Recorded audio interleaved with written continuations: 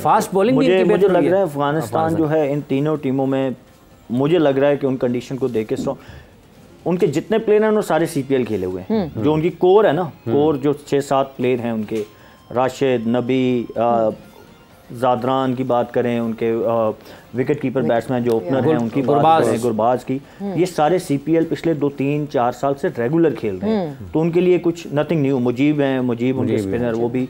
तो मुझे लग रहा है कि वो इस ग्रुप में मुझे सबसे स्ट्रॉन्ग टीम अफगानिस्तान की लग रही है। इनके फास्ट बॉलिंग भी बेहतर हुई है। नवीन फास्ट बॉलर नवीन नवीन गयाना से 2-3 साल से खेले हुए हैं।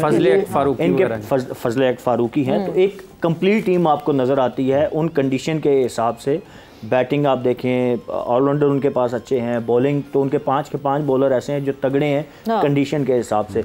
तो मुझे लग रहा है कि ये न्यूजीलैंड के लिए जो है वो ख़तरे का ये ग्रुप सबसे ज़्यादा टफ है इन तीनों टीमों में। ऑब्वियसली वेस्ट इंडीज़ अपने होम ग्राउंड्स पे खेल रही है, होम क्राउड होगा तो वो एडवांटेज उनको हासिल होगा। तो इस ग्रुप में डिसाइड करना मुश्किल होगा।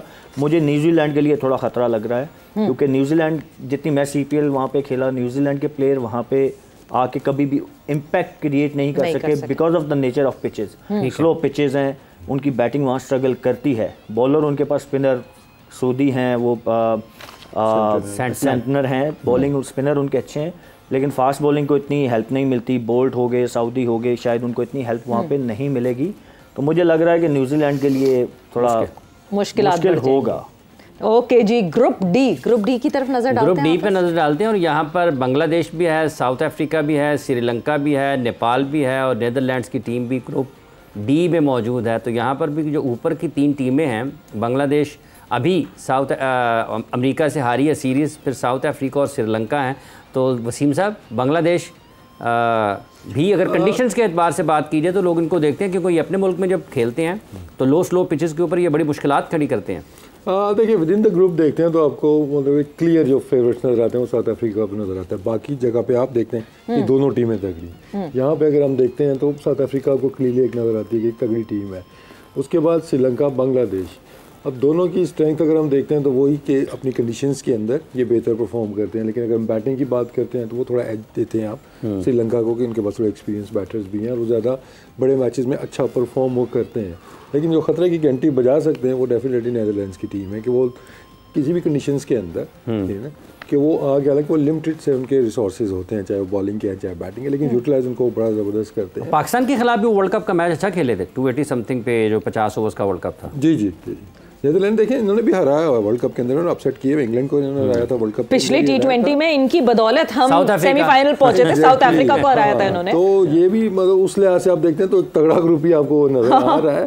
लेकिन आई थिंक साउथ अफ्रीका और Sri Lanka they should make it through from here. Bangladesh का ना इशू वही कि अपनी कंडीशन से जब बाहर निकलते हैं ना तो दे स्ट्रगल, वो चाहे कहीं पे भी जाते हैं। हालांकि ये भी कंडीशन जो है वो कोई इतनी डिफरेंट नहीं है बांग्लादेश से। यहाँ पे भी स्लो पिचेस हैं, spinners will come into play, but Dallas में खेलेंगे ये अपना पहला मैच श्रीलंका का। साइकोलॉजिकली ना कोई इशू है इनका कि ये जब अपने घर से बाहर निकलते हैं ना तो वो डर का एलिमेंट होता है या आई डोंट नो क्या है, लेकिन वो दे नेवर परफॉर्म। हालांकि टीम इनकी बहुत तगड़ी है, स्पिनर अगर मैं देखूँ तो बहुत अच्छे हैं, स्पिनर्स को खेलने वाले बैट्समैन बड़े अच्छे हैं, बट जैसे ही वो बांग्लादेश से बाहर निकलते हैं, आप देखें बांग्लादेश में इन्होंने कौन सी टीम को नहीं हराया। बिल्कुल, पाकिस्तान को भी हराया था, Australia, New Zealand, you name it, ठीक है, क्लीन वॉश भी किए हुए इन्होंने। बट जैसे ही वो बाहर जाते हैं अपने घर से तो उनकी परफॉर्मेंस का लेवल बिल्कुल, अभी वो अमेरिका से हार गए, तो उनके लिए मुझे लग रहा है कि मुश्किल है। श्रीलंका क्योंकि प्रेशर सिचुएशन, प्रेशर हैंडलिंग थोड़ी बेहतर है उनकी, मतलब श्रीलंका हाल ये नहीं कह सकते कि अपने घर के शेर हैं, वो बाहर भी परफॉर्म करते रहे हैं। तो बांग्लादेश के लिए इस ग्रुप में मुश्किल होगा, but obviously they are test playing nation, team अच्छी है, कर सकते हैं, बट हिस्ट्री को देख के तो लगता है कि उनके लिए मुश्किल होगा। ठीक है, मुश्किलात आप लोगों के लिए भी बढ़ेंगी और मुश्किलात ऐसे बढ़ेंगी आप लोगों के लिए कि ये 4 ग्रुप है, अपनी टीम्स, टॉप टीम्स आप लोग बताएं और हमारी प्रोडक्शन टीम नोट कर ले ये टॉप टीम्स, बिकॉज जब सुपर 8 का इख्तिताम होगा so we'll be showing the table कि टॉप टीम्स जिसने जो बताई थी वो कितनी सही हुई और कितनी नहीं हुई। सो ग्रुप ए सेमीफाइनलिस्ट या नहीं, टॉप 4 तक तो हम जाएंगे, हम Aahista Aahista will get slow death, group wise. So yes, group सबसे पहले ए में आपके टॉप 2 सुहेल। इंडिया, पाकिस्तान, ठीक है, your top 2 Wasim? Same, India Pakistan. India Pakistan. Group B में आपकी top Sohail? I'll go with Australia England. Okay, Australia England. Okay, group C में your top team? I'll go with Afghanistan West Indies. Afghanistan West Indies, your cutting off New Zealand? मुझे लगता है। Okay, ji Wasim? I will go New Zealand and West Indies. New Zealand and West Afghanistan मतलब है, लेकिन I think West Indies की team ऐसी है कि उन कंडीशंस के अंदर, ठीक है, उनको कुछ एडवांटेज तो है और उनके पास मैच विनर्स तो हैं। हाँ, तो I will go with New Zealand. और इन्होंने अपने सुपर 8 के मैचेस वेस्ट इंडीज में खेले। सो या डी, ग्रुप डी में south Africa and Sri Lanka. South Africa and Sri Lanka, your team? South Africa. South Africa. एक ग्रुप सी है जिस पे थोड़ा सा इधर उधर हो सकता है। कहीं ना कहीं तो हमने करना था ना। चलो किसी एक ने तो जीतना है ना, ज़ाहिर तो कहीं ना कहीं बाद में चेंज कर लेंगे, दो मैच ट्विस्ट आना चाहिए ना कहानी में। अच्छा, अब coming back to that discussion जो हमें हमेशा बहुत पसंद है, पाकिस्तान की हम डिस्कशन को आगे कंटिन्यू करेंगे। हम मिडिल ऑर्डर की बात कर रहे थे क्योंकि वसीम आप फॉर्मर चीफ सिलेक्टर रहे।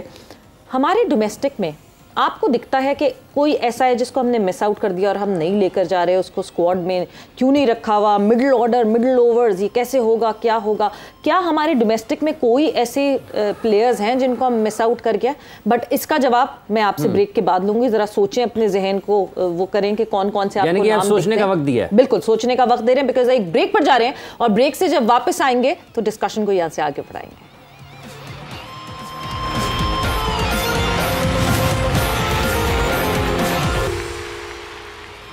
एंड वेलकम बैक टू जोर का जोर 2020 40-20 स्पेशल।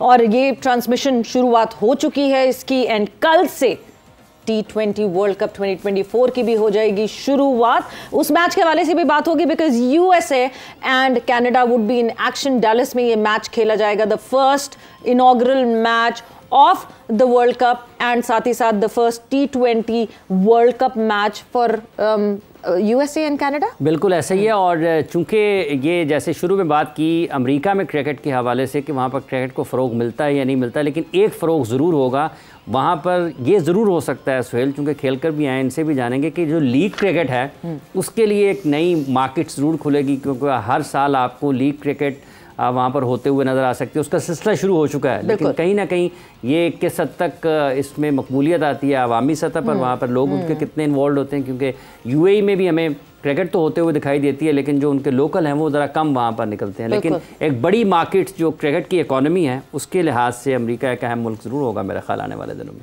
बिल्कुल। अभी ना वहाँ पे मेनली जो इंडियन पाकिस्तानी इस्टेब्लिश लोग हैं ना, वो स्पॉन्सर कर रहे हैं क्रिकेट को। 4-5 मेजर टूर्नामेंट्स होते हैं जिसमें अब तो एवरेज अगर आप देखें तो 35 से 40 इंटरनेशनल क्रिकेटर्स पार्टिसिपेट करते हैं इन टूर्नामेंट्स में।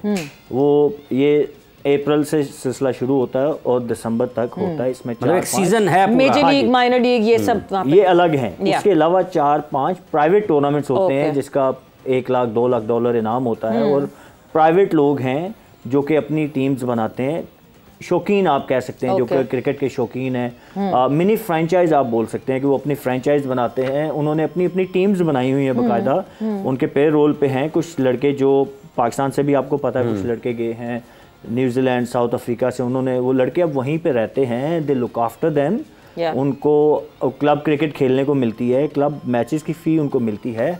अभी तक जो सेटबैक है उनको कि वहाँ पे ग्राउंड्स नहीं हैं। ग्राउंड्स हैं लेकिन वो प्रॉपर क्रिकेट फील्ड नहीं है। वो मतलब छोटे से ग्राउंड है, उनके ऊपर वो मैटिंग इंटरनेशनल स्टैंडर्ड के नहीं है। इंटरनेशनल स्टैंडर्ड के नहीं है। अभी 2, क्योंकि मेजर लीग लास्ट ईयर हुई, उसमें 2 ग्राउंड बने। डैलस में बना और एक फोर्ट लॉरेडोल में ऑलरेडी है, और एक ग्राउंड टेक्सास में के कहीं और बना है आई गेस।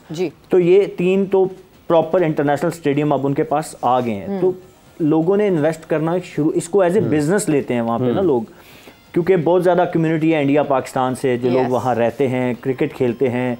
वहाँ पे एक जगह पे वो टेक्सास में एक जगह है जहाँ 6 ग्राउंड्स हैं एक साथ, एक जगह पे 6 क्रिकेट फील्ड्स हैं, और वीकेंड पे वहाँ पे आपको ग्राउंड मिलता नहीं है खेलने को। तो क्रिकेट प्रमोट हो रही है, और उसके ऊपर on top of that major league और माइनर लीग ने उसके ऊपर और ज़्यादा वो अब और ज़्यादा लोग वहाँ पे जा रहे हैं। आप Corey Anderson famous international cricketer हैं, मतलब न्यूजीलैंड का कैरियर छोड़ के तो अब वो अमेरिका में रह रहे हैं, वहाँ पे रह रहे हैं, सेटल्ड हैं।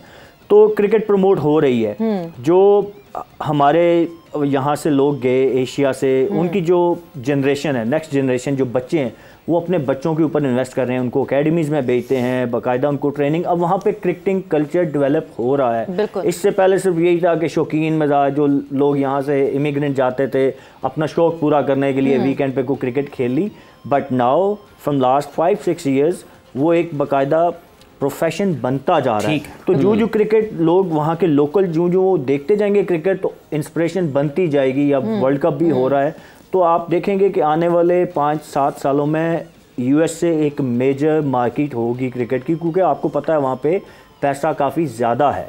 सेटल्ड लोग हैं, वो चाहे इंडियन है, पाकिस्तानी है, एशियन, बहुत सारे सेटल्ड लोग हैं, कारोबारी लोग हैं, तो ये मार्केट बनेगी। इसीलिए आप देखते हैं कि बहुत सारे प्लेयर्स का फोकस अब, पहले इंग्लैंड होता था, अब इंग्लैंड से शिफ्ट होके, क्योंकि इंग्लैंड में जितने उनको 6 महीने में 5 महीने में पैसे मिलते थे, अब वो वहाँ जाते हैं, एक टूर्नामेंट खेलते हैं या 2, तो उतने ज़्यादा पैसे वो एक महीने में बना लेते हैं। तो अब शिफ्ट होता जा रहा है और आप देखेंगे कि आने वाले सालों में ये और ज़्यादा होता जाएगा।